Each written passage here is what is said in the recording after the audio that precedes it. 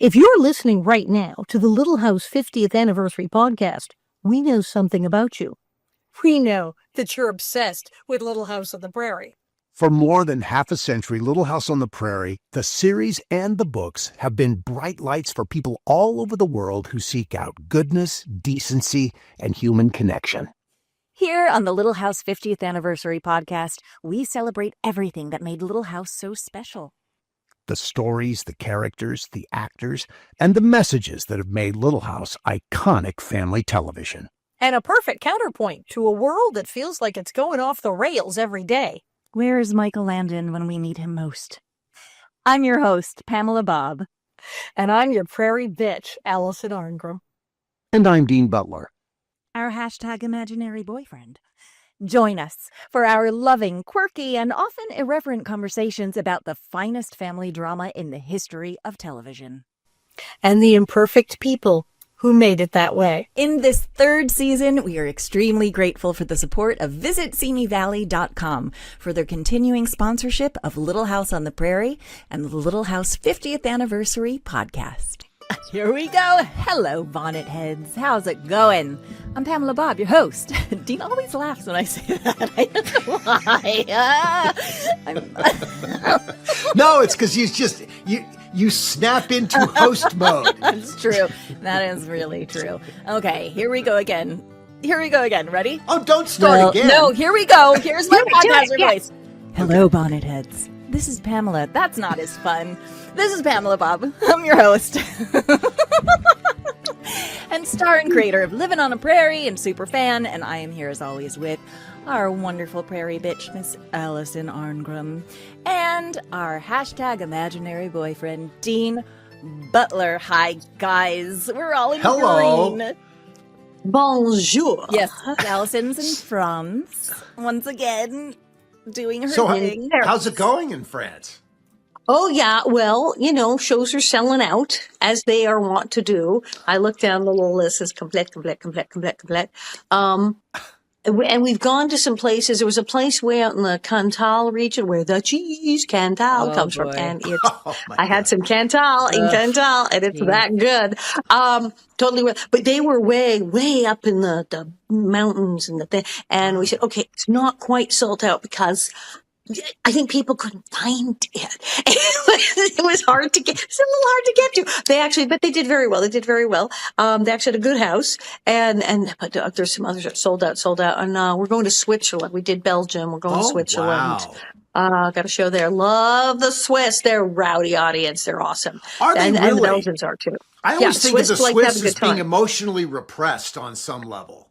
Well, unless it's Little House on the Prairie and Nellie Olson and things going there. Okay. I was about to say you're going to get a whole lot of emails from your Swiss audience saying otherwise. The Swiss are fun, and the Belgians are fun. They're very rowdy up north there, and then of course it's the dueling chocolate because people bring me some. So there's my God, chocolate, and it's like, ooh, I have to decide which I like best. Well, and so I'm going to get a chance to have some chocolate this next weekend, going to Long Island for the Chocolate Expo in Long Island, chocolateexpo.com. I'll be there with Patrick Laberteau and Todd Bridges. We are a trio of chocolate eaters next weekend. Oh, boy. Yeah. What a trio that is. We did one together, and that was freaking epic, man. That was great. It's so sad you can't be at this one, Allison. I was bags of chocolate. But yeah, they were like, oh, can you do this? Well, because they moved the thing and we got a better location. So we're going to go and I'm in France now. So I will have to drown my sorrows in Swiss chocolate. Yeah, tough for you. That's a shame. Freaking hell. It's a real shame. And it's almost Easter. You should see the chocolate bunnies and the eggs. Oh my God, how great. Take pictures. Take all the pictures. She's been taking pictures of all of her meals while she's in France, and each and every one of them is like just incredible. I photographed the first couple meals, and people were like, I want to see all of the food. We need to see all of the food right now. I'm like, okay. So I've been taking pictures of all my food. So you take pictures of the presentation when the plate drops on the table. Yeah, nice. Yes. How great. How is the presentation? I mean, I would think it's pretty good. It looks beautiful. With the duck for lunch with the little veggie thing. It's so rich. And it was duck is so rich. A little bit of duck because I was like, I wanted something light. I was like, they're like, get the duck. They were pushing the duck. I guess they had a lot of duck they needed to unload. To have the duck, and I'm like, yeah, I don't want a whole duck steak thing to mug. He goes, no, we do have. It's like a little thing of duck in the bed. I went, oh, okay, bring me that. So we did that. But I had last night. I went to the Middle Eastern place, the Savors of the Orient.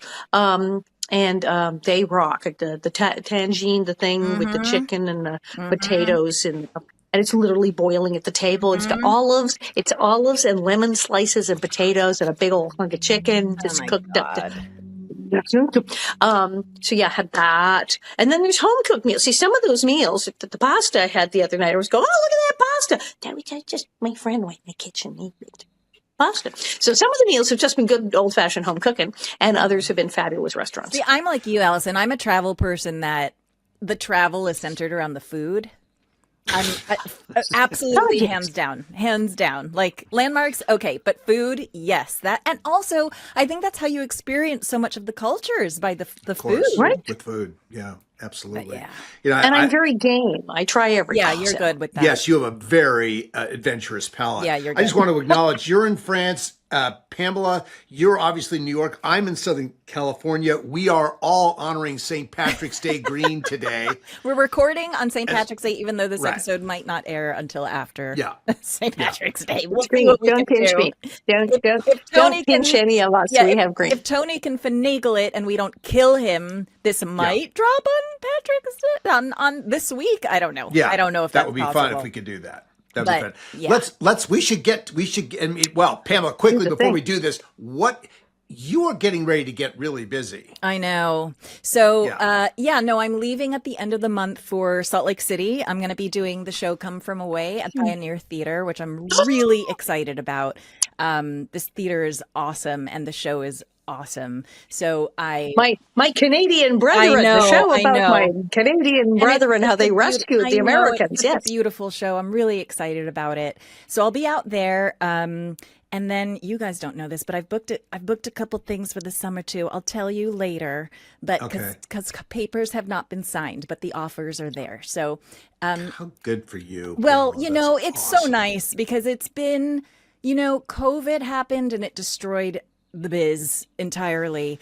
And then even after things picked up, it was not easy for work. It just, and I a year or two ago, I literally was like, I think that's it for me. I think my career is over. Like nothing's happening. And my type especially was not being cast. They were just looking at different types of people. And even my agents were like, sorry, kid, there's nothing, like, do your own stuff. Hopefully the pendulum sort of comes back and there'll be more opportunities. And lo and behold, it's starting to be that way. So it just feels really nice. It feels very satisfying. So, and their projects I'm really excited about too. So I'll tell you more when there's more to talk about. Awesome. And Dean, we're after this, we're Arizona in April. And then I'm at the Cherry Blossom Festival, Missouri. You're not at Cherry Blossom Festival. I am not the Cherry Blossom Festival. You're not at Cherry Blossom. And then we're both in Tombstone, Arizona. And then I'm Cherry Blossom. And then Dean and I are at, of all the things in the world, a car show. Yes. It's a little bit of a blast from the past. I mean, car shows used to be a huge thing. But also, why are there car show at the car show? 40 years.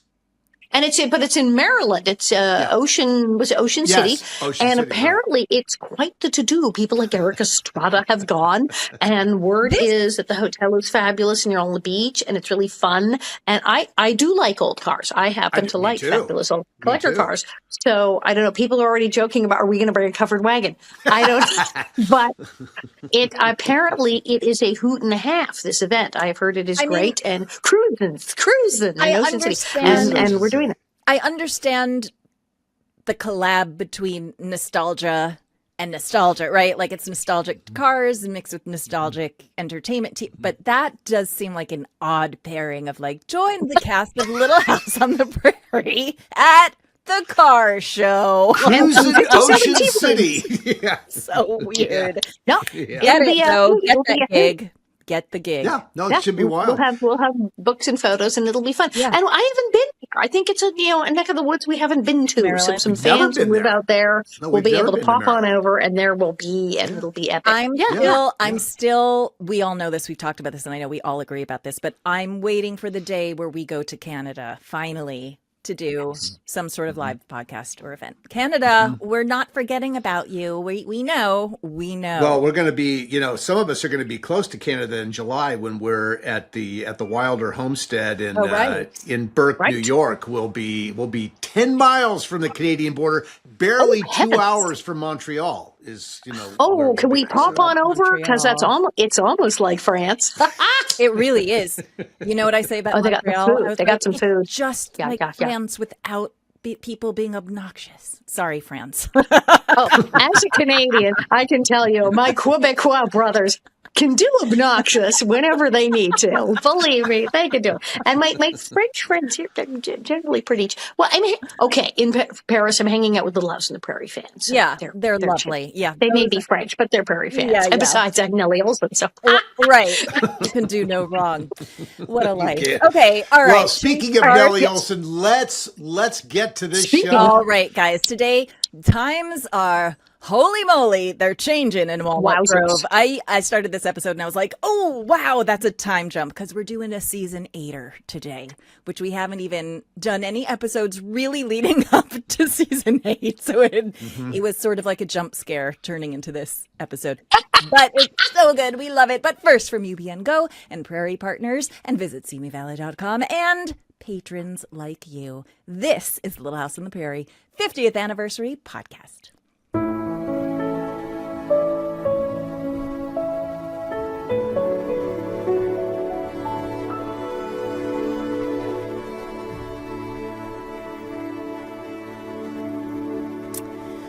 All right, guys. Dean, what are we talking about today? Okay, today we're talking about episode 1 of season 8, The Reincarnation of Nellie, part 1. This show premiered on October 5th, 1981, a relatively late premiere date.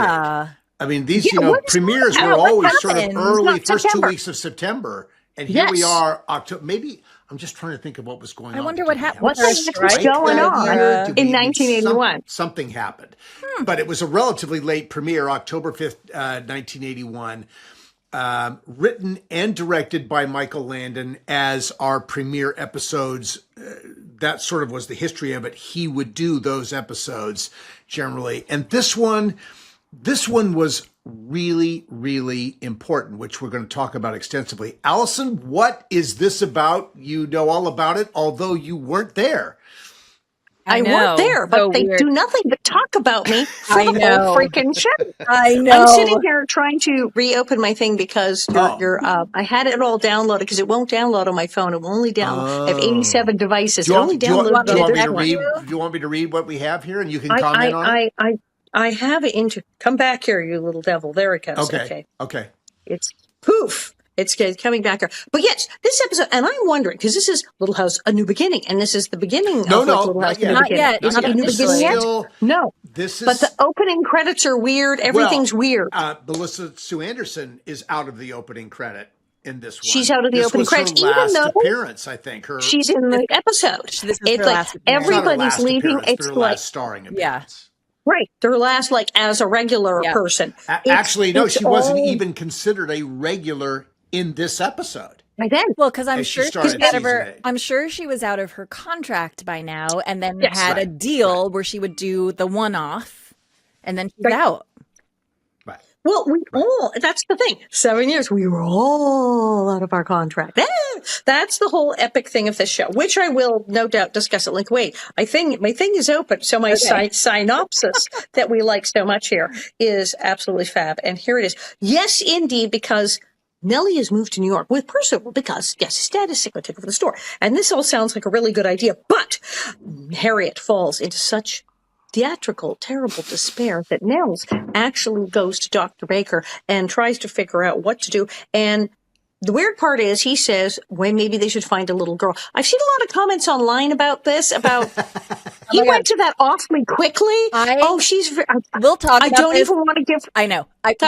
We'll talk about this when we get to it. We'll talk about this. Yes. And I never really picked up on that. It's super weird. Okay. Yeah. I can't give her sleeping pills, but you should adopt a child. Yeah. So and at the Sleepy Eye Orphanage, everything goes on in Sleepy Eye. Yep. Everything weird happens at Sleepy Eye Orphanage. Harriet rejects all the sweet, well-behaved child. And of course, a loud crash reveals Nancy, a pint-sized menace who instantly reminds her of Nellie. Delighted, Harriet brings her home, leaving Nell's exhausted, Willie horrified, and Walnut Grove about to discover that lightning can indeed strike the same spoiled brat twice.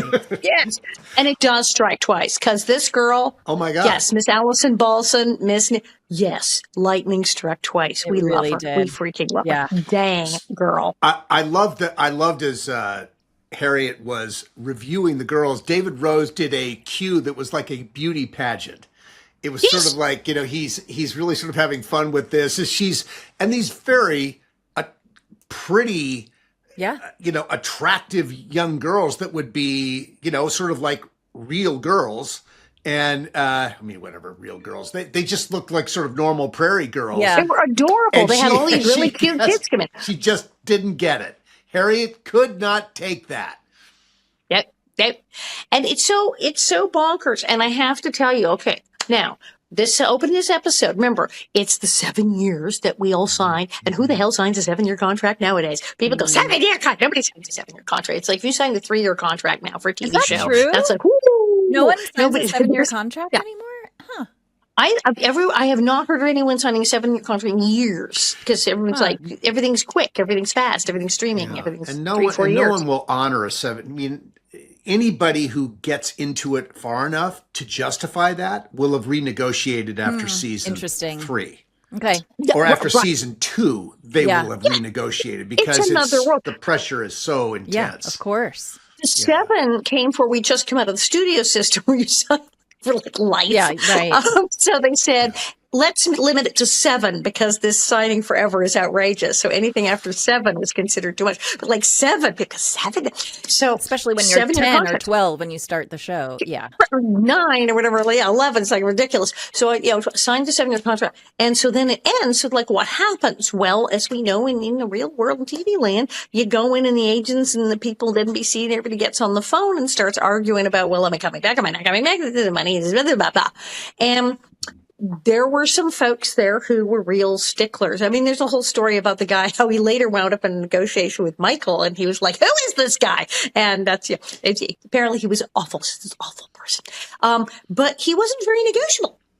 My agent was extremely negotiable. They went round in circles and got absolutely nowhere. Because, people kind of figure they're getting a raise after 7 years. Not crazy, not a cuckoo amount of money, but. And the thing that we were saying was, because I was 7 out of 13, okay, it's been 7 years. I was 19. I was over 18. And the big thing in show business is, oh my God, you could get hired by somebody else now because they don't need a welfare worker and they don't need a parent and the thing, an adult. And I was cute.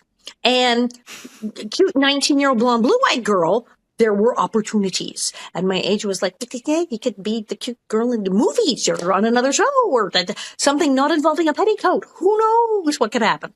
And I was doing stand-up. So had I known it was only going to go for 2 years, maybe I was okay.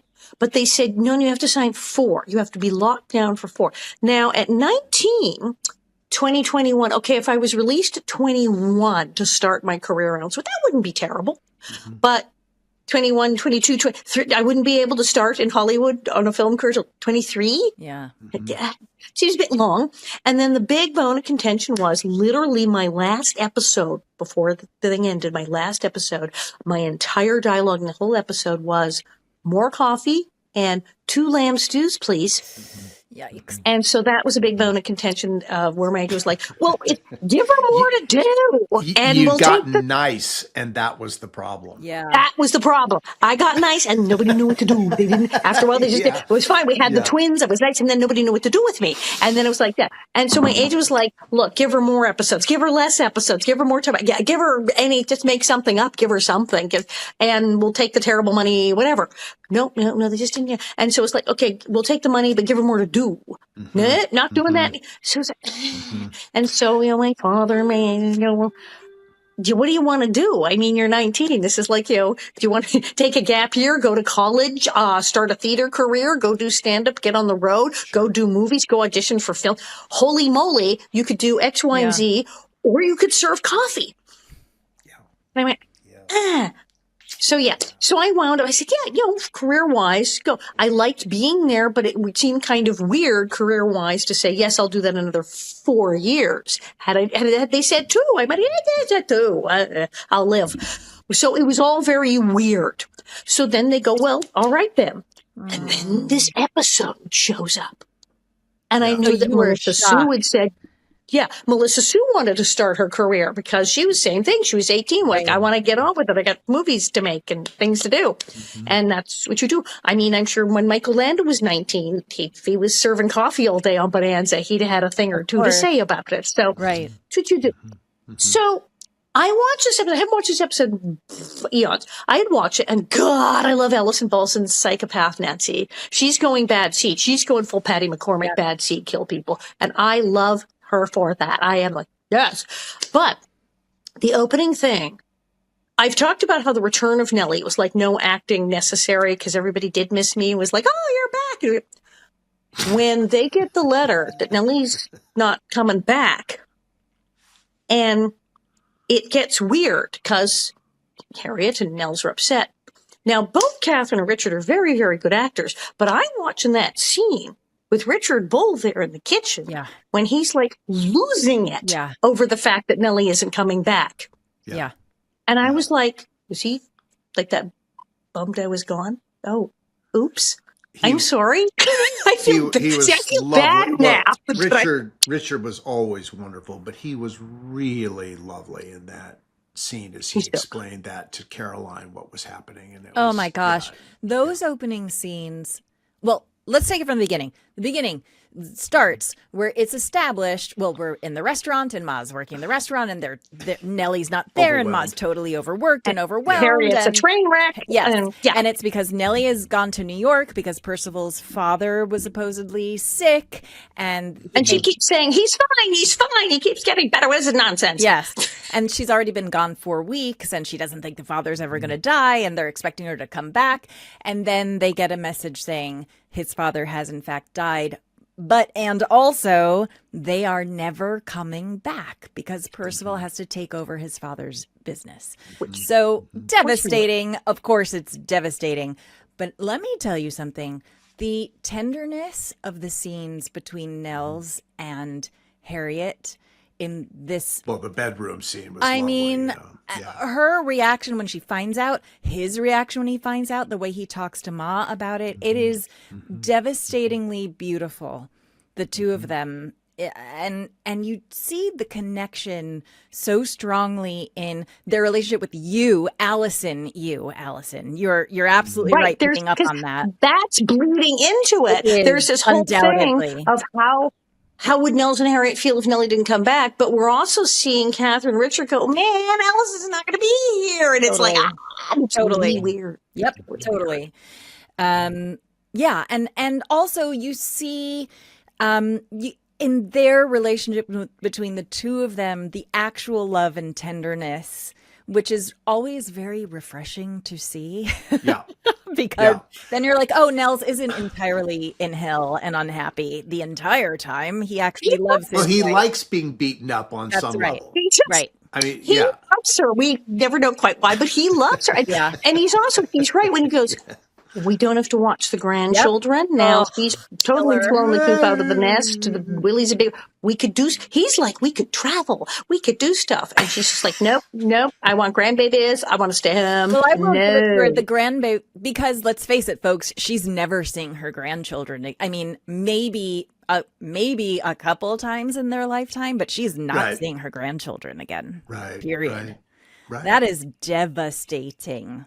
Yeah. Like when they're adults and they take the train to visit, it's a maybe if you're lucky. Right. Because it's the 1800s. People don't just go dip, bip, bop, boppity boo.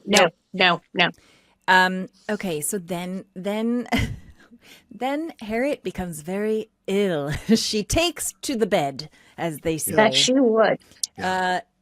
Which also it's very interesting that And there are parents like this where their entire world is about their children, and then when their children aren't there anymore, they have no purpose. Period. Poor Willie. She couldn't give a crap about. She's got.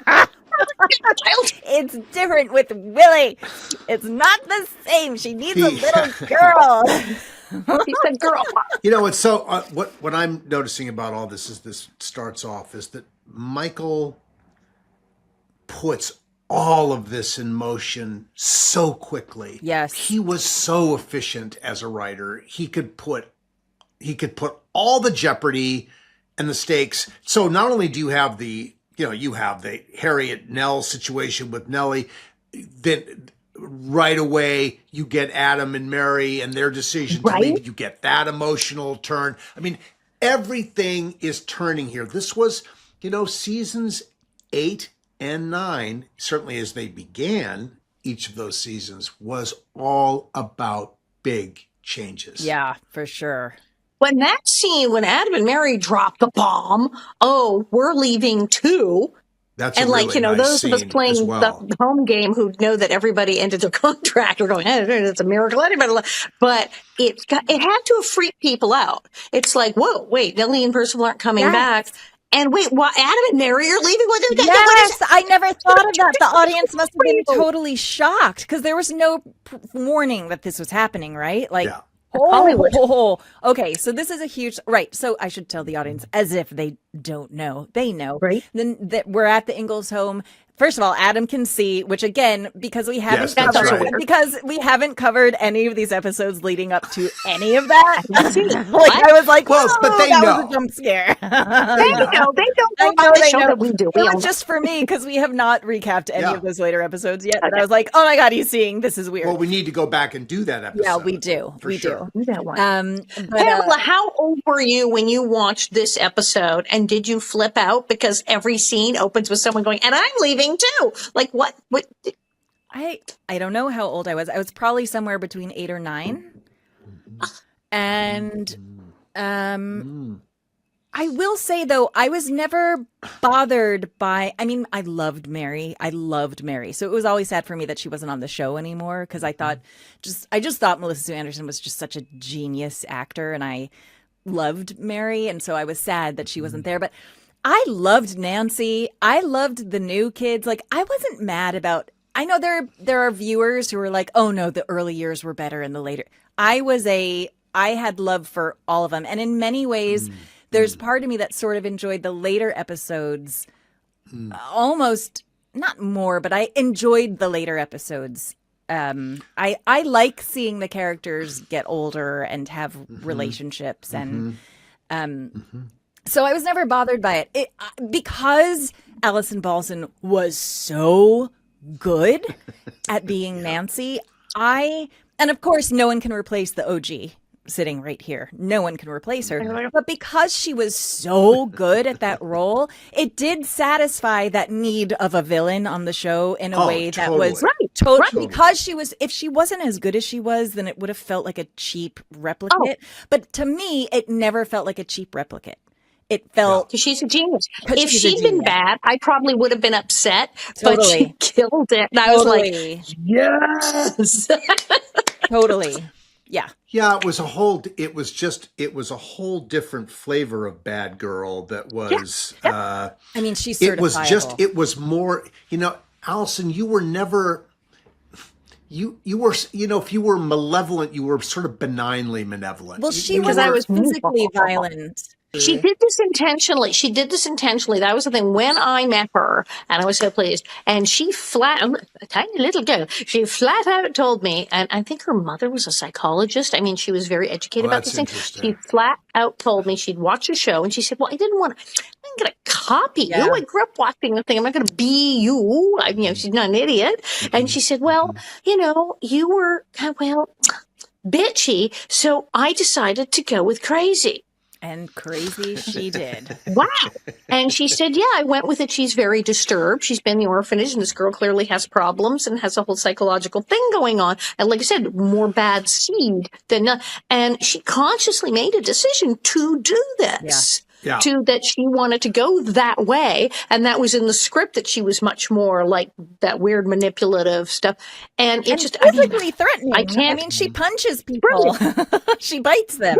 She's like a feral animal. Yes. I wonder, and we'd have to get Oleson Balson on, and she's so difficult to schedule. But what's interesting to me, and we'd have to ask her about this, is had Michael conceptualized this difference in the script that she auditioned with, or did she bring this in and he reacted to it? Right. Because that scene right after the mud with Missy Francis and and all of that, and where it's just really evil what she does. Yes. Scary. And there is the scene with Melissa and Missy Francis which is sort of an interesting scene where Laura asks Cassandra to take the blame in the interest of allowing Laura to frame a relationship. I'm sure you have some comments on this. Oh, yeah. There's some interesting psychological stuff going on there. Yes, there is. I think Oleson Balson brought a lot. He may have said, well, we'll go with it. She's really the bad seed thing. But I think that her audition was very similar to mine in that I think she came in, she did her thing, and they went, you're crazy child. Yes. Yeah. I think she nailed it. That's what it was. Okay, I have two questions, and then we'll get on with the show. So we see Mary and Adam. The questions part of the show too? Yes, of course they are. I shouldn't say of course, because sometimes they're not a part of the show. But in this case, yes. I have a question because you were there, Dean. You were there. So Mary has her official goodbye. Like Mary and Adam leave on a stagecoach. Everyone's hugging. Everyone's crying. And Mary departs the show, period. Like she's done. Out. I want to know, Dean, what, if you remember, like what that was like that day, her last day being there. I also want to know, did Boomer want to stay and couldn't because Melissa was like, I'm done? And also, Allison, did Steve want to stay but couldn't because you were done? Indeed. Dean, do you know about it's interesting. We've talked about, I think within the, sort of inside the world, Melissa Sue Anderson was very insular. Yeah. As a person. So now by the time I met her, she was already, she had gone through the blindness situation a season or two before. Babies burning in fires. Yeah. I think that she was mentally on her way looking for an exit for a while. So when she was there, she was really she was cordial. She was, but there was no relationship to have with her when she was there. And it's not, she just was very insular about what she was doing. Maybe she was thinking about what she was having to do all the time, but it wasn't like the people that we were there with that I experienced where there was really an active, ebullient family atmosphere where people were laughing and telling stories, and it was, people had lunch together, and it was a very friendly, collegial atmosphere. And Melissa Sue Anderson came in and just brought a kind of quiet. There was sort of a little bit of a wall around her, and it wasn't mean. She just was very private. And she's talked about that. And I think also by then she was definitely sort of emotionally separating herself because she has said that, and then there was the fire and then there was the thing and then there was like, let's do everything to Mary. And he's like, maybe. And she did it so great. And that's why he did it to her. Yeah. She was probably relieved to go Chattanooga Choo-Choo. I'm going to do some light comedy. The poor woman, she wanted to get the hell out of there. Yeah. But she was having the same conversations with her agents and her managers and that I was. You need, you're 18. What people did then. Yeah. So it was like time to move. This does bring me to my key question. When Laura says to Mary, write your letter, talks about this, she says, write your letters in Braille so Adam can't read them because he got a sight. Okay, he was a professor at a college. He knows Braille. He used Braille longer than he wrote because he went blind as a child. And then Braille for his whole life until just then recently. And I'm sorry, I can see, but we studied Braille in school around the 6th grade. It was a whole project. And I read Braille in the 6th grade, and I'm fully sighted and was taught we learned to read Braille. I forgot most of it. I remember like the first 5 letters. But it was lots of people read Braille. You can see that's not you don't have to be blind to read Braille. So in other words, Dean, there was no like, I wonder how, like, she must have been relieved to be done, but I wonder if there were any tears or whether it was just like, bye, see ya, or, you know. I think she was, now, I'm sure with costumers, makeup artists, hairdressers, you know, I bet with Karen, that was a really lovely moment, you know, that they had together. I think that there probably was something more there, but with the cast as a whole, I think she was sort of separated from that by that time. Yeah. But, and it's weird. There's also, I mean, there is a sense of relief. I was having a good time but there was also, I got to tell you, when I was done, I collapsed on the couch at home and said, oh my God, I don't have to put the wig on again. Oh, really? Because you were relieved. The realization, I don't have to go to Simi Valley when it's 110 in the shade and wear a petticoat and put on the wig. So of course there's a sense of relief. When you're on a series, it's a lot of work and it's long. Even if you loved it, it was the greatest show in the entire universe and you loved everyone there, you are relieved when you're not doing it. You go, oh my God. There is a sense of relief. Like, okay, I don't have to do that for a while. It's because it's a lot. It's a lot. And if you started it when you were in junior high and you're there for it's a lot. Well, do you remember? I don't know. No. Linwood did well. Okay, I don't know if Linwood was mad that she left and he was out of a job, but clearly Linwood's done okay. He's done Malcolm really, in the really middle, well. et cetera, Third Rock from the Sun, Night Court, everything in the universe. As I said, he'd come to more events, but he can't climb over the pile of Emmys and money that is blocking the front door of his house. No, and couldn't happen to a nicer guy, and great. It's awesome. But Linwood he can't be mad. He's like, no, things went well. Now, Steve, things, Hollywood is toxic. So, of course, in the middle of negotiations, somebody went and called him and said, you're actually leaving the show so you can be out of a job, neener, in the hopes of pressuring me to make a deal because he'd be out of work and be mad. Yes, people did that. Yes, people really did that. It was like a horrible movie, like a Netflix thing, like Feud, like one of those movies. Yes, people really did things like that. Yeah, isn't that awful? No, it was intentionally done, like to yes. Yeah. Well, let's call him, and then he'll be mad. He'll yell at her, and she'll make a deal. Yes, people actually make these things happen. And he did call me going, what in the world is going on? You're leaving, and why am I getting phone calls? And what is even going on? He was freaked out, why? Why is this all happening? And we went out to lunch and talked, and he said, what is going on? And we talked, and he went, well, I mean, if I was you, I'd go too. He said, no, I'm an actor. Duh. If I was just turning 19 and I've been on a show for 7 freaking years and I had possibly he said, I'd be off like a shot. He said, I completely 100% as an actor and a career person get what you're doing. He said, it was a little jarring. It was early in the morning when I got the call. And he said, sure, I'd love it if you signed and I had a job. They woke him up out of a sound sleep? Yeah. Yes! I crack a dude just to piss him off. So he would call me. And he said, he said, would I love it if I had just a gig that I was going to for the next 4 years guaranteed? Sure, I would. But I'm not going to tell you to give up the possibility of your youth and going into the thing because he said that would be crazy. He said, no, I totally get it. You're doing it. We absolutely stayed friends. But it was weird. And yes, they did try to use him against me because people do that. That's like a normal thing to do. It's so interesting in Hollywood, that they tried sadly. to do that, and yet they didn't know what to do with Nellie.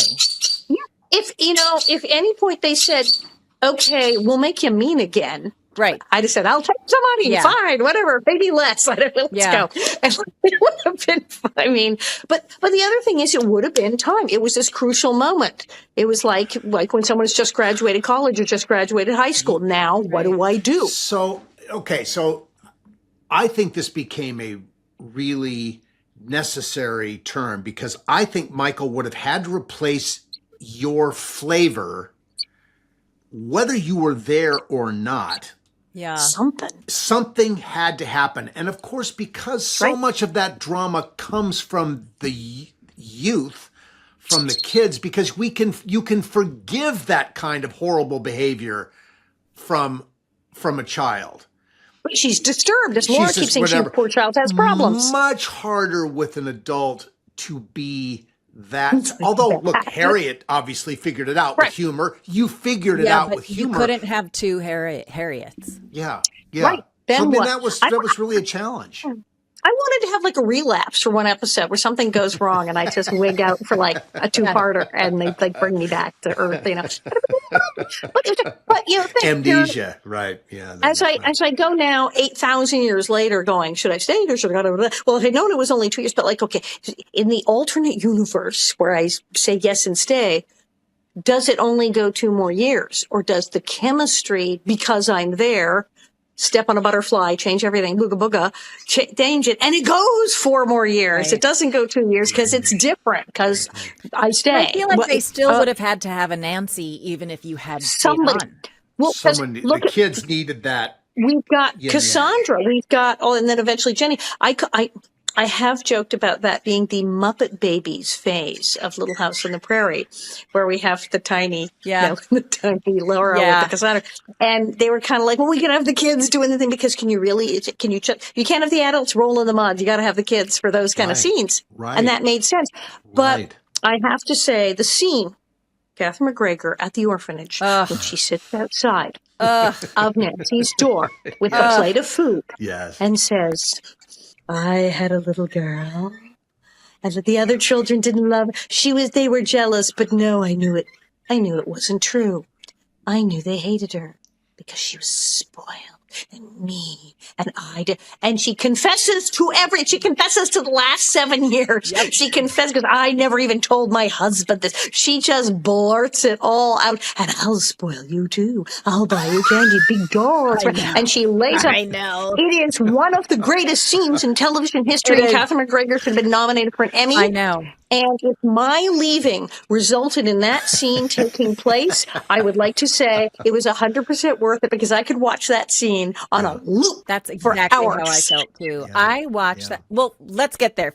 First of all, so Harriet has been taken to bed. She has been in bed for 2 weeks, depressed. The doc, she wants meds. She wants the drugs. And the doc is like, no sleeping pills. Let's not do that, because we know what happens when the kids get the drugs. But instead, maybe a better decision would be adopt a girl. That'll fix everything, which is so problematic. I don't know why it never. This is the first time ever watching this episode where I was like, wait, what? What? That is so messed up. Oh my God. Why did I never realize how awful this is? It is not a good idea. And Doc Baker's so specific. He's like, yes, he gets her older. He goes, oh, no, she get a girl. Yes. Right, not a boy, because it's a girl. And a dog. Don't get a baby. Don't get an infant. Don't get a baby. You're a little too old for that. There's 11-year-old girls. Oh my God. I was watching that like, wait a minute. Have I been watching this for the past 40 years and never really noticed how messed up this is? This is so crazy. Okay, so Nels is like, yeah, that's a good idea. And then he poses it to Harriet, who says no. Off camera. We don't see that. Too bad we don't get, And so Charles's brilliant idea is, hey, let's bring Cassandra. She's adopted. She's happy here with us. Let's bring her in and have her talk with Harriet, and then maybe that'll, loosen Harriet up. Also, how weird is that scene, though, when the poor little girl comes in and tells her a weird story? Not only that, sit next to me, little girl. I mean, it is like creepy, cringy. She's also cray-cray. I mean, let's face it. Also, Pa opens her bedroom door. I know, where she's that in sort of her bed surprised in me. her nightgown, and no one thinks that this is maybe inappropriate or weird, especially for that because time. Nels isn't there to it's to invite him in, and all that. And then Harriet is legit out of her mind. She smells. She hasn't bathed in over 2 weeks. She is cray in the eyes, absolutely insane. And he's leaving his child alone with her. It is not a good idea. Oh my gosh. It's so freaking weird. It's true. It's true. And then she tells him, if I tell you a sad story, then you'll what is happening? I have no idea what's going on in that scene. I have no idea what's happening. I'm like, what? But I'm lost. Yeah. This is just one of those many examples where Michael, in the service of the story he's trying to tell, will jump through any kind of hoop that needs to be jumped through to get there. He does it efficiently, and the story tracks. It always tracks. But listen, there was Michael was brilliant with this. He did not concern himself with the oddness of that moment. or mental health, or maybe Harriet has some sort of chemical imbalance we've never known about before. I mean, she could very well be bipolar. She could have been. I assume that was the backstory. That wasn't part of the conversation. Of course it wasn't. All I know is that she was straight up cray-cray in that scene, and he leaves his child with her, which is bananas. But it worked, because guess what happened? And little Missy Frances was adorable in the scene. Absolutely adorable. She was a good striker. And Harriet was, immediately warms to this idea. Yes. She, what a sweet little girl, and come sit next to me. And I mean, everything's advancing here very, very quickly to get to this moment. Yes. Yeah. Now, one other thing came to me as I was watching this, which is Cassandra. I've always been like, who does she remind me of? Who does she remind me of? And it finally came to me as I was watching this, and the answer is Jake Gyllenhaal. She looks exactly like him. They have the same mouth.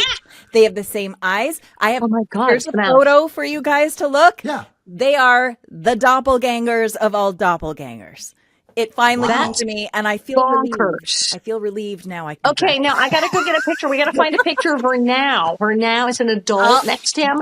I mean, I think you're right, but is it more so? Is it gonna be even weirder if we see a picture of her? Well, all I know is that, because she had a very particular mouth shape, like the way her mouth was, and so does he. And I was like, that's it. Maybe they're related in some weird way. Who knows? Distant cousins, unbeknownst. So weird, but I like it. Yeah, he's such a wonderful actor, and she was just so sweet in this. Yeah, that's interesting. I'm thinking about, Melissa Frances today. I bet that look, we'll see it. Wow. Yep. It's a thing. Okay. Maybe they're not related. You never know. So what happens now? So what happens next? They go to the orphanage, and it's ridiculous. Harriet gets up. She takes a bath. Nels pours hot water on her. She yells at him. She's yelling at him. And which is like, he's relieved. She's back to her old self. This scene was so lovely, this bathtub scene, where they're genuinely laughing with each other and genuinely love each other. It's so sweet. Of course they love each other. Yeah, it's really, really nice. Yeah. Okay, so then they go to the orphanage. Bum, bum, bum. Should we take a break, and then we'll get back to the orphanage? I think we should. Okay, folks, we'll be back with the devil and reincarnate. We'll be right back. The Little House on the Prairie 50th Anniversary Podcast is presented in part by VisitSimiValley.com. In the movie and television capital of the world, Simi Valley is the television home of the OG Little House on the Prairie television series, and people come to Simi Valley from all over the world to feel the Little House love.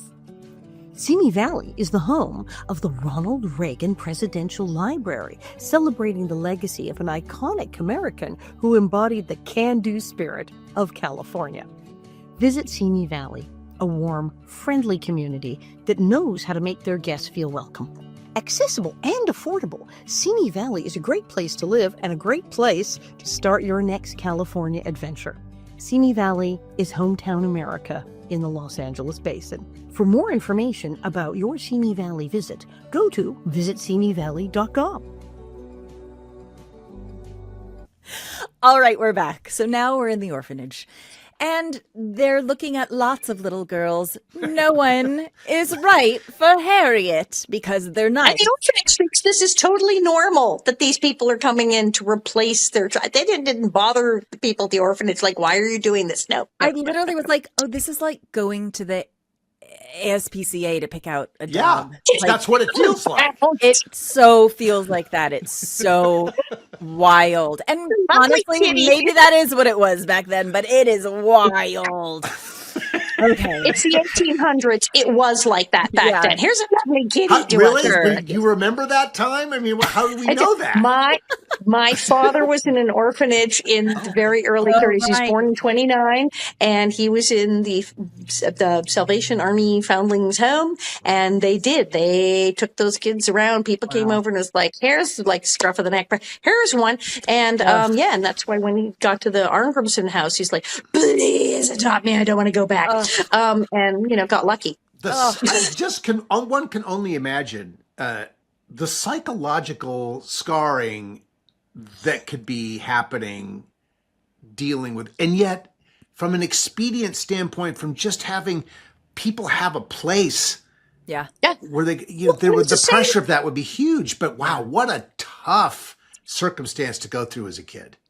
It was a similar thing. The Depression, they really needed to get these kids placed because many of them were orphans. It's just their families were like too poor. It was all horrible. And so it was awful, but it was an absolute horror show. And my father was completely terrible. But that's what they were doing. And in the 1870s, that time, remember, there was like a big recession in the 1870s. Times were hard then. So, would be orphanages would be like, here, have a kid. I just read something about the Irish immigrants is that there were like it was something like 200,000 Irish children were put on trains and shipped out to the Midwest to be taken by families. And most of the families just needed farmhands. Like they didn't want to raise it. They needed the labor. And it's just like this terrible history. And it was right around this time period where all of that was going on. Oh, yeah. It was not like they weren't thinking about the psychological impact on the kids. And is this appropriate home for them? It's like, you got food? Here, take one. Yeah, exactly. That's not a take we've seen on Little House before. I mean, we have certainly seen the moments in episodes where children are necessary on the farm. And that was certainly a reality. But we've never put it in the terms, the show never put it in the terms that you've just expressed it with. Albert, remember, Albert ran away from the orphanage and lived on the street under the stairs rather than stay at the orphanage because it was so terrible. Yeah. And then there were the guy who was his real father who wanted him because he needed a freaking farmhand. So wonderfully creepy. Albert's life was completely terrible until he met the Ingalls because it sucked. And if we go to our sister Anne of Green Gables, I mean that was the whole premise of her being adopted in the first place was that they wanted a boy to be a farmhand for them. And they were really mad that they got Anne. Yeah, it was a whole thing. The books, it's kind of horrible. It's like, you're not supposed to be here. We didn't ask for you. They messed up our order. They got Anne of Green Gables. Messed up our order. That's really cool. Like, Okay, so they're in the orphanage. They're going to leave. Harriet's very disappointed until crash bang, we hear feral wild animal Nancy. Who, by the way, I never picked up on this before too, but they said she's been there for the 4 weeks that she's been here. It's been horrible. And I was like, only 4 weeks? Like, we know nothing has ever been said about her actual back history, right? Like, it comes out in the second, it comes out in part 2. But it's a lie. It's not the truth. So we know nothing about Nancy, the viewers as well as the people on the show. Like, we never know what Nancy's actual background was. It comes out in part 2. No, but she lies about it in part 2. She lies about it, but later, I think it's like Charles all right, has a weird conversation all right, I jumped with the guy gun from the orphanage, and he's like, no, that's not what happened. Okay, I jumped the gun. We will find out next week what Nancy's... perfect. Good. Okay. It's a thing. Okay, I forgot. Here we go. This is why we're recapping people. It's a thing. So, of course, she's biting people. She's punching people. And Fire. Harriet goes, that's the one! I love the sort of the Keystone Cop slamming doors moment where they chase her around. I'm amazed at how agile actually, maybe not surprised how agile Richard was, but Catherine was running around in this thing. I don't think they doubled her in that. I mean, I feel like that was her.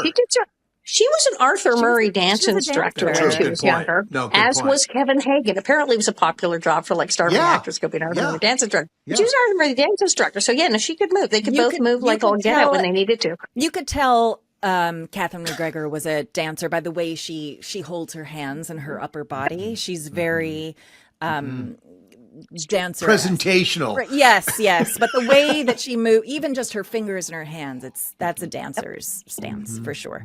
Okay, so right, I mean the funny line with Mills going, I need that little girl. And then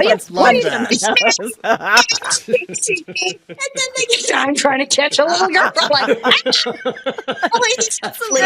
it's you guys, it's comedy with a K. Can't be mad at it. It's just so dumb, but it's so something funny. that's sort of a serious moment. Michael's able to bring mirth to it. And I love the sort of tag team way that something, Harriet gets it, then Richard passes. Richard gets it, Harriet passes. I mean, it's like they're just on this chase to find this little girl. At the end, in the alley, he drops a box on her like you'd trap a cat. An animal. Like a rat. That's a cat, a feral cat. Got her. Yeah. Okay, but then they're back in the orphanage, and the head of the orphanage is like, you guys cannot take her. She does not want to go. I can't force this little, which is the only sane thing anyone has said about this entire adoption process this entire time. He's like, I'm sorry, do we hear her say that she does? I'm sorry, do we hear her say she doesn't want to be adopted? He says she does not want to be adopted. I'm not forcing her to go with you guys. Right. And even is it a nurse? Is it an assistant? So whatever woman that's there. Is also yeah. like, she's bananas. Like, you guys don't want to take her. By the way, that woman, I was like, how do I know her from? She was in the movie Nuts with Barbara Streisand. She has one scene, but she's brilliant. And I was like, that's her. I love the movie Nuts. I think it's a brilliant movie. Fabulous. Anyway, fun fact, I diverted, but here we go. So Psycho locks herself in the room. Psycho locks That's what we're calling her from now on. Psychopath, baby psychopath. Psycho locks herself in the room. And we have, as Allison said before, the most... I mean, I always talk about how Catherine McGregor watching her is like always watching a masterclass, an actor's masterclass. I think so too. But this monologue alone in this hallway is like masterclass of masterclass. She's so brilliant. And also what you were saying, Allison, what was written of like, I'm going to tell you something I've never told anyone, even my husband, and admits why Nellie was so terrible. And also, she was awful herself. And I can do it for you too. And I can do and you too can be awful. You can join the awful family and be awful with awfulness. And it's so brilliant because people should be doing that monologue in acting classes. I know, but also like this is clearly someone who shouldn't be a parent. Like this is just all wrong. But what you all the candy you want and great big dolls from Paris and you got the beautiful your dress. hair, I think she really lays it on. Yeah. It's so awful. But anyway, that lulls Psycho out of the door. And says, mother. She comes out of that door, and her face after that whole thing, she's cataloged at him getting dolls from my turn, and I can't eat back. Her face, and just, mother. I mean, holy God. Yeah. This girl is brilliant. I mean, that's why it's like, people like, oh, there can only be one. I like Nellie. I don't like Nancy. And how did you feel about that? How can I not love this girl? No, she's amazing. Her face when she came out. Oh my God. Yeah. Please. It's amazing. Okay, so now we're back home, and they come in. Poor Willie. Let's just preface this. They walk Who into the invented house. the panini? He's inventing the panini press sandwich in the kitchen when we arrive, where he has all the food and is smashing it. Yes. I just want to say before you get into the scene, what a transformation Jonathan went through from one season to the next. That turn, what did he grow? 8 inches during the hiatus? Yeah, and it's like puberty hit hard. Incredible. Fast. He's a different kid all of a sudden. Actually, I was watching this. I was watching that whistling voice. Yes, the high falsetto voice. He had the very falsetto voice. Yeah. No, I was watching this with Margaret, who has not seen any of the episodes leading up to this. I mean, she's seen the beginning episodes, but she hasn't seen any. So she was like, "Who's that? Who's that?" And then when that scene happened, she went, "That's Willie!" And I was like, "Yes." She could not believe it. Anyway, so Willie comes in. They're like, "Yes, William, William." They come and they're like, "Guess what? Here's your new sister." Da, da, da, da, da. And he's like, "We finally got rid of Nellie, and now you're bringing another one bring home." This in? And he literally said a thing. We just got rid of her, and you brought in another one. Not you brought her in, you brought another thing, a thing into the. I do feel bad for Willie because he's not wrong. Like, he's finally free, and now they bring in a terror. They bring in an absolute terror. And Jonathan is so cute here. He's grown up, and now we're seeing shades of the guy we saw in Simi Valley, the hubba hubba. Right. So you can see, whoa, look at this jaw, look at this young man. Oh, wow. Little Willie with the squeaky voice has grown up to be a looker and is clearly growing to this very handsome. And they showed up in Simi and everybody fainted. And hello, see, there you go. Yeah. Puberty is a wild, wild, wild thing. Okay. Boy, no kidding. Big change. No kidding. My God. Okay. Yeah. So then we're bringing Nancy to school. She's got the wig. I just want to say, it is the wig. It is my wig. It's like they took the wig off my dead, lifeless body. I can't believe they didn't make a new wig for her. That is crazy. Because your wig should be in the Smithsonian right now. Where is that wig? Yes, damn it.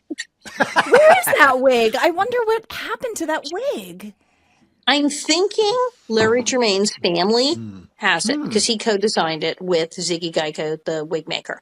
And so I think like Larry's kids got it. I think. Wow. I'm not joking when I say that wig needs to be in the Smithsonian. It is iconic of all of it. Anybody knows where it is, call us. I've had a couple of people. I met this woman. She was a hair person. She was like a wig collector. And she was kind of going on a big search for it. Like calling around. I wonder where it is. Somebody find if anyone knows or has any clues or wants to sleuth around, please. It's such a classic, and I think it's interesting. It should be in a museum. It should. It should be in a Hollywood museum. Yes. It should be. I mean, it should be in a museum. Yes. Or my house. Because I will pay for it. It's really, I'm not going to name a price, but if you do actually have it, and I'll know if it's the real one or not, I will know because I was close enough to it every day. I would fork over a reasonable sum of money for that sucker if anybody's got it.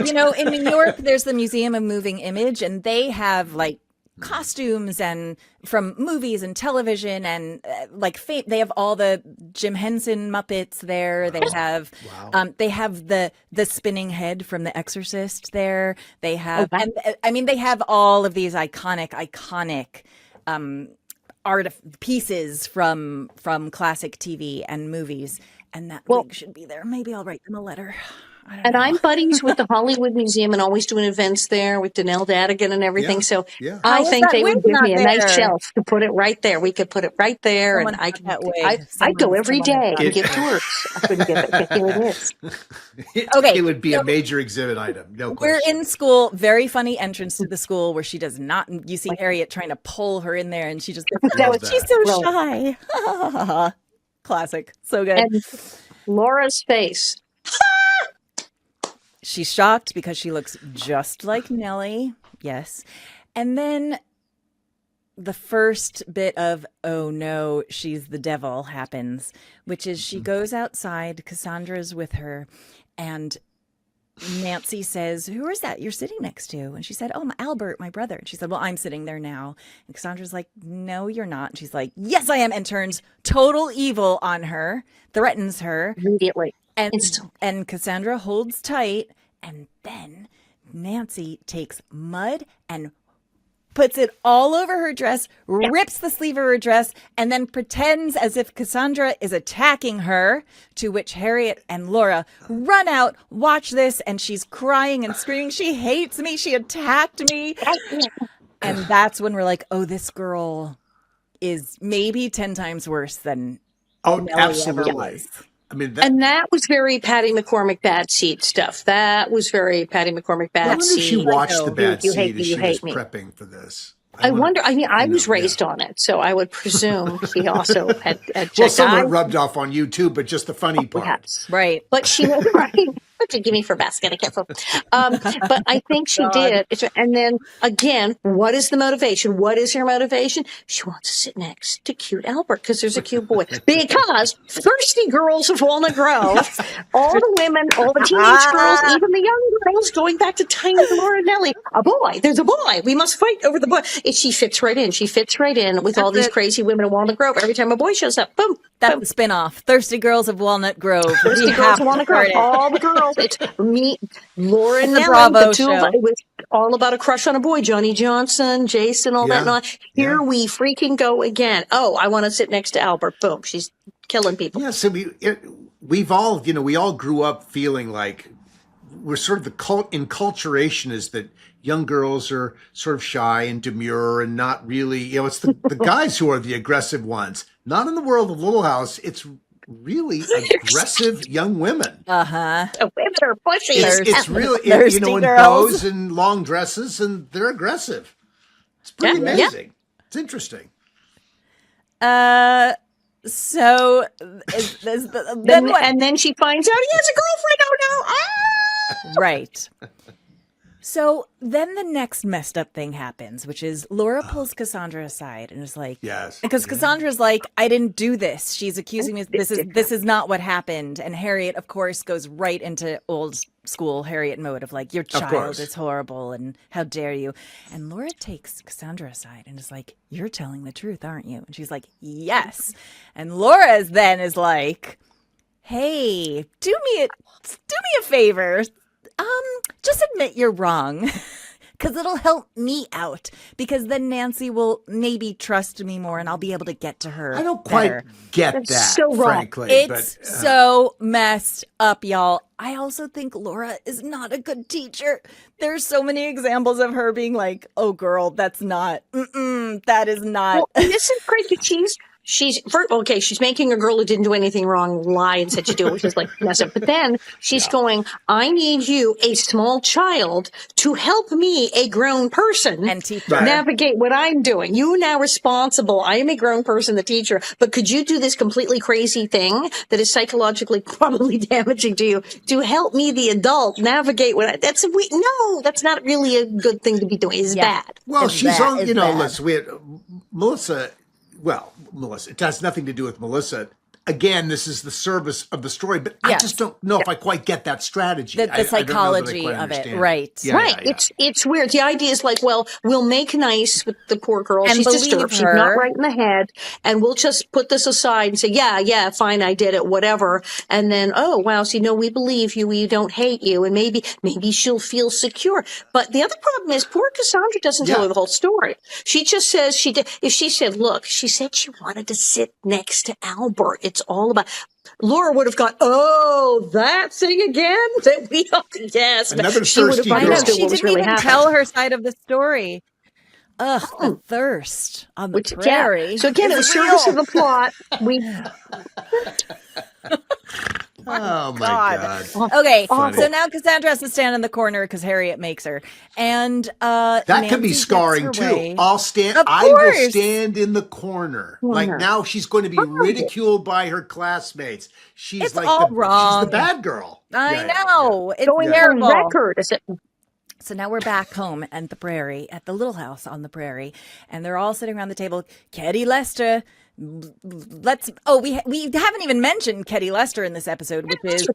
And did you almost think that she was leaving when she's doing the phone call? I'm leaving too. I couldn't get my certificate. And then it's like, no. I thought, oh my God, this is crazy. Everyone's just like, bye-bye. And then no, come back, come work at the thing. And it made me giggle. It's like, I lost my job with the blind children because I need a certain, certificate or degree. The state took it over and demanded she have certain credentials that she didn't have. She doesn't have. So I'm out of a job, and Ma's like, don't worry, you don't have to be a teacher anymore. You can wait tables with me. Like, that is not the ideal, but I'll take it.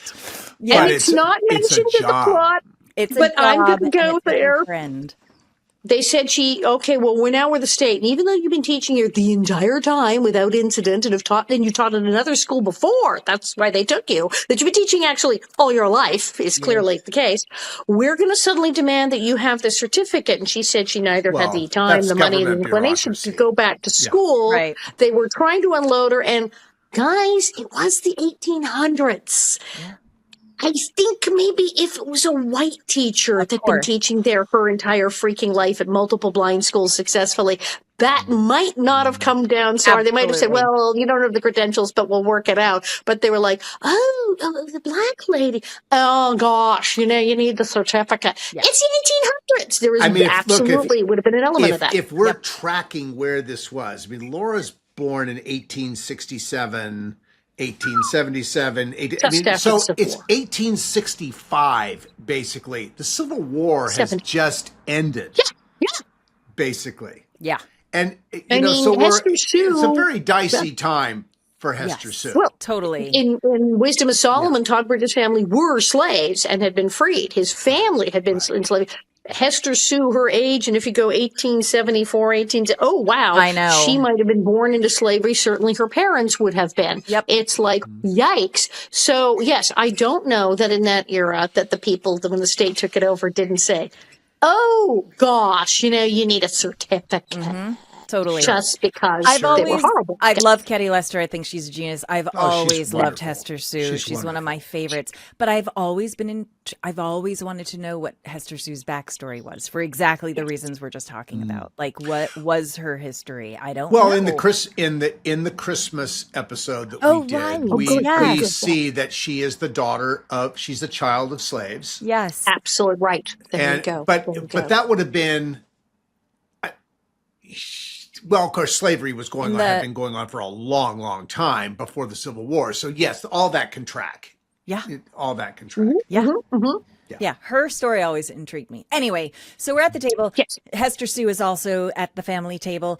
Cassandra's talking about Nancy and how evil she is.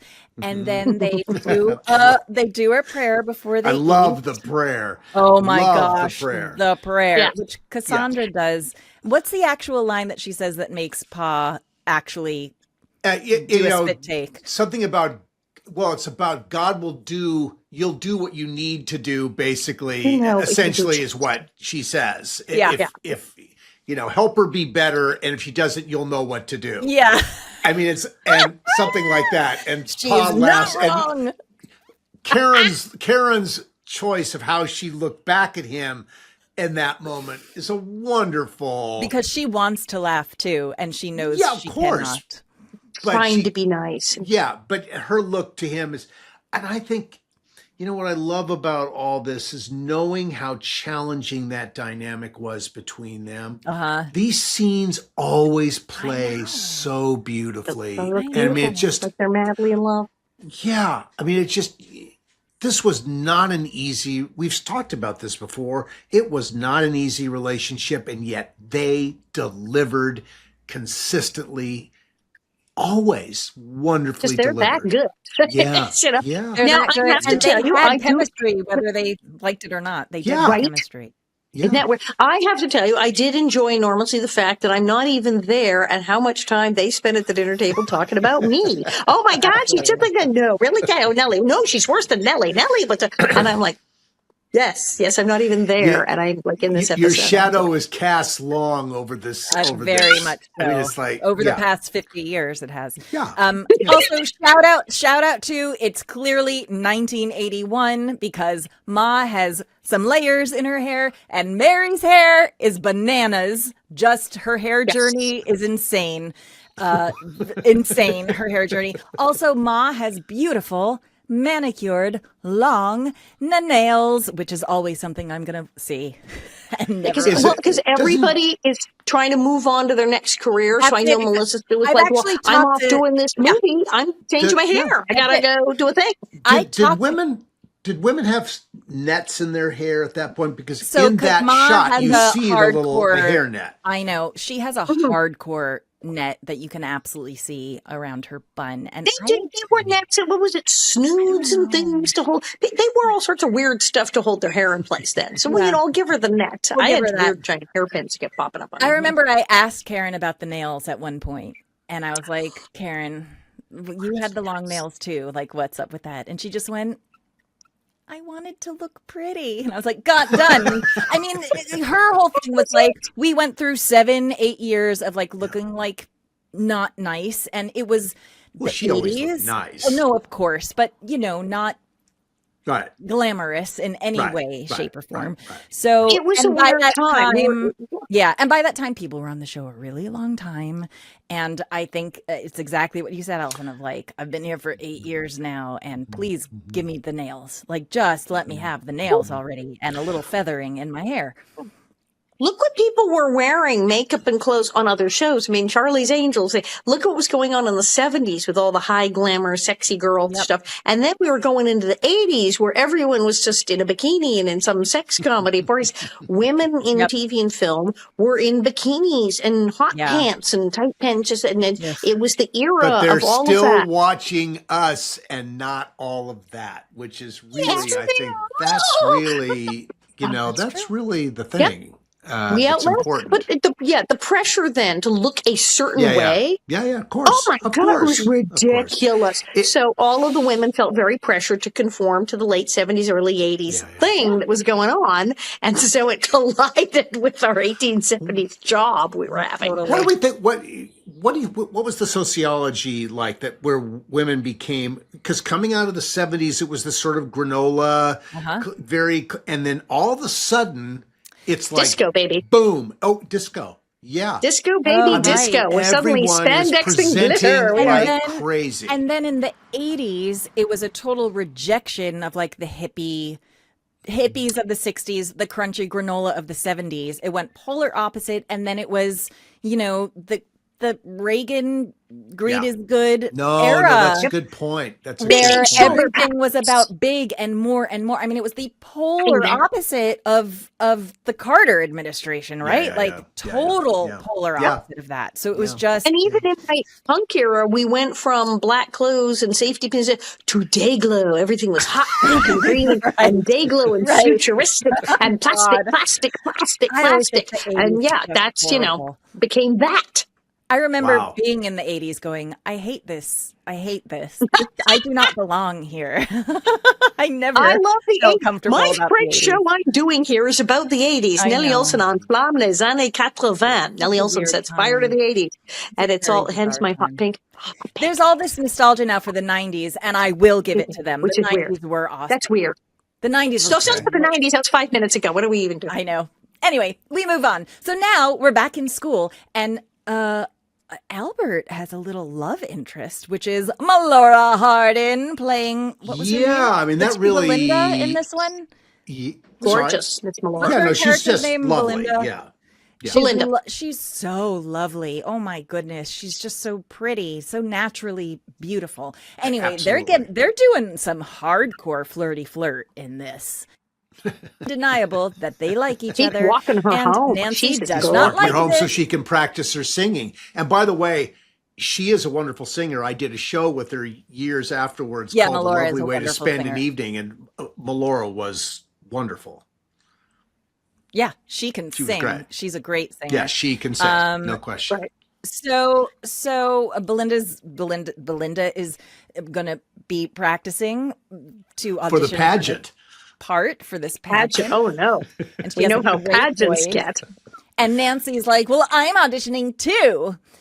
And then... Good luck. Yeah. Oh, also Nancy pulls the Nellie where she's like, hey, Albert, want to come over? We have pie. We have fresh pie. We have candy. We have candy. Always we have bribing. Lollipops with mints. Bribing. What the hell was you talking about? I don't know. Anyway, and it ends on a really weird... Well, weird ending, which is we know this girl's about to blow up everybody's life. Yes, in a terrible way. That turn that she does there, see ya, and the turn to evil is just really a wonderful, wonderful turn that she does there. Yes. I loved it so much. I was like, yes, that's my girl. And then it's continue to speak. Dun, dun, dun. Yeah. And again, Thirsty Girls, how much older than her is this Belinda beautiful teenage girl? Couple Albert years. is a big teenage boy. She's a teenage. His voice has changed. They are teenagers who are like David. She's still a little girl. She's like, she's going to bump off the girlfriend. What? No, that's the trend on the prairie. I wonder how old Nancy was supposed to be on the show, like 11. Well, the way it was set up was 9 or 10. Yeah, I mean, that's the way Doc Baker set it up, was go for a 9 or 10-year-old girl. Right. I don't know what she really was, but what's that? Oh, yeah, Belinda's driving her own buckboard at that point. Yeah, she can drive. She's a grown-up. Yeah. Well, that's the episode. There are so many problems happening in this episode that are also fantastic. It makes for a great show, but my God, and it'll only get weirder in the next one. It gets super weird, super evil in the next one. I look forward to revisiting part 2 for next week. Michael really was. This was a zone that he really liked to play in as a writer. Well, bravo to him, because he said goodbye to his 2 leading characters, female characters, right? Yeah, 2 of the who are leading female characters important, who are 2 of the most important characters ever on the show, and their husbands, who we also were very attached to as characters. They're out, and the new girl is in, and it was so seamlessly done. Yeah, Really. I had never thought, though, before, you guys, until you said it, that the audience didn't know that Mary wasn't coming back after this. This was a total shock. The fact that she wasn't in the opening title told you that. I mean, I had never noticed that. We go right from Laura to Carrie falling down the hill. I mean, I just hadn't noticed that before. I skipped the opening credit, so I didn't even clock that. Oh, my God. You would have. Well, go back and check it. I mean, it's a big change. Yeah, huge.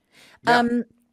Any final remembrances or thoughts about this one, you guys? Dean, you were there. How was Allison Paulson? I was still. Look, she was a. Was she greeted with open arms? She was terrific. And her mother was terrific too. I remember, I just remember her, that she was just really real, and I felt like they were a pretty buttoned up family that way. It didn't feel like there was there was a stage mother. There's always a stage mother there. You can't do this without that. But she wasn't, she was very low key about it. And Allison was very low key and confident about what she was doing. It was, smart. Yeah. Yes, absolutely. So, I think everyone felt like, we're just rolling on here, I think is because it just everything fell into place so easily. There was no big angst on this. I wonder what the connection was like with Catherine and Richard Bull with Nancy. I mean, I'm calling her. Well, I think she certainly gave them a hell of a lot to play. I know. I'm sure they loved her. Yeah. And I'm sure they were very relieved. I think they were weirded out that I wasn't there, clearly. But I think had she been like a horrid little child actor or mean, or had she not been smart as a whip, smart as a whip is what she was. They would have been like, oh man, I mean, she's okay, but she shows up, she's brilliant, she's totally getting it. Her mom is chill, and she's smart as. They probably went, well, thank God, okay, we're saved. At least it's this girl, thank heavens. Yeah, huge relief. Oh, boy. Okay. Well, we'll be back next week with part 2. I cannot wait. You guys, if you haven't subscribed to our Patreon, we're going to be talking way more. You're missing out on so many great conversations that we have. Am I right? We talk about things on Patreon that we really can't talk about on the podcast to the general masses. So if you want more, come and join us on Patreon, and also join us on our socials, Little House 50 Podcast, our website, littlehouse50podcast.com. And it's that time. Bob, get the wig. We'll see you next week. Let's fly. Next week with more evil. But we still miss you. We still miss